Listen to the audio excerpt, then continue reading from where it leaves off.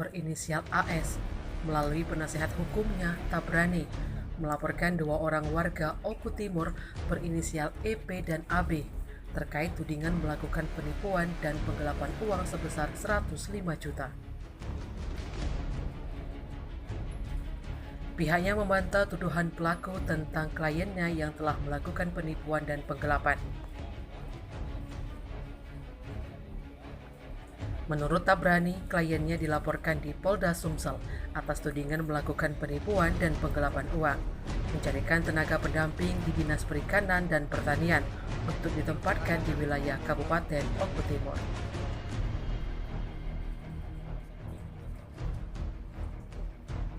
Dengan viralnya berita yang menyudutkan kliennya, tentu membuat psikologis kliennya terusik, hingga dipandang perlu untuk melaporkan balik keterangan palsu yang dilaporkan pelaku dan 6 orang lainnya.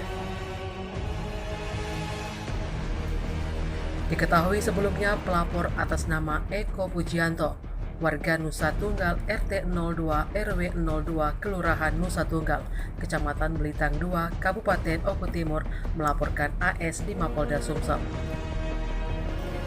Di tempat berbeda, Kasat Reskrim Polrestabes Palembang AKBP Haris Dinza membenarkan adanya laporan korban tentang dugaan fitnah dan saat ini akan ditindaklanjuti oleh unit Reskrim.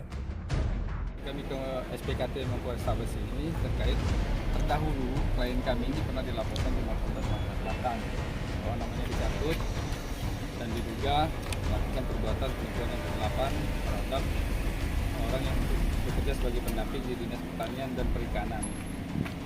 Maka pada hari ini kami melakukan upaya hukum dari klien kami bahwa itu tidak benar.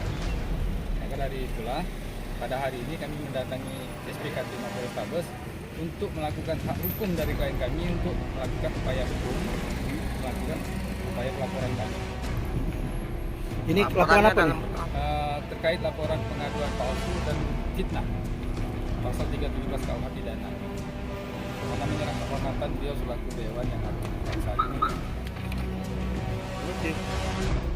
Tim Liputan Sumsel Update TV melaporkan.